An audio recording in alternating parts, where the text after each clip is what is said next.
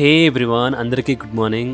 So guys, ఇంకా only 1 day to go for part 3. I'm so excited.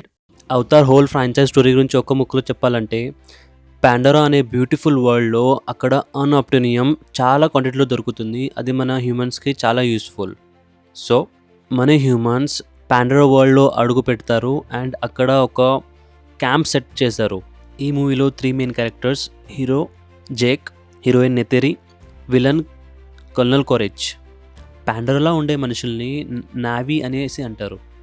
So వాళ్ళలా మారడానికి మన humans blue colour big bodies తయారు చేస్తారు. వాటిని అవతార్ అనేసి అంటారు.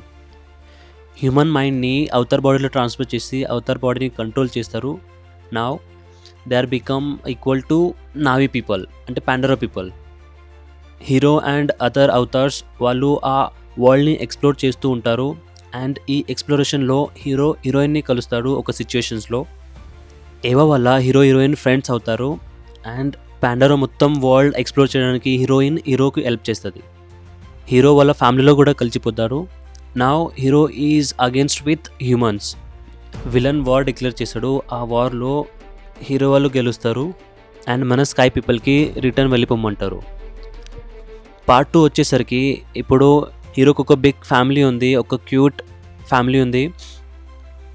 కానీ మన హ్యూమన్స్ మళ్ళీ తిరిగి వస్తారు. మన హ్యూమన్స్ని స్కై పీపుల్ అనేసి అంటారు. హీరోయిన్ యుద్ధం చేద్దామంటే హీరో వద్దంటాడు. I'm done with my war అనేసి అంటాడు. నాకు ఫ్యామిలీ ఇంపార్టెంట్ ఉంది అని తను మెట్కెన్ క్లైన్ వదిలేసి మెట్కెన్ క్లైన్కి దగ్గర వెళ్తాడు.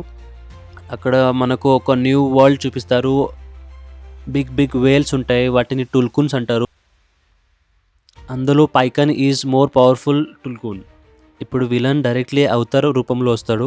హీరోని వెతికే ప్రయాణంలో చాలా మందిని చంపేస్తాడు అండ్ చాలా నేచర్ హాని చేస్తాడు.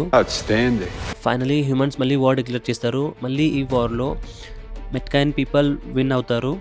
కానీ ఎండింగ్లో విలన్ ఎస్కేప్ అవుతాడు అక్కడి నుంచటి. సో దానివల్లే పార్ట్ 3 ఇంకా ముందుకు సాగుతుంది. ఇప్పుడు పార్ట్ 3లో మనకు ఒక మళ్ళీ కొత్త క్లాన్, న్యూ క్రియేచర్స్, ఒక న్యూ వరల్డ్ చూపించబోతున్నారు. I'm so excited. Thanks for watching guys.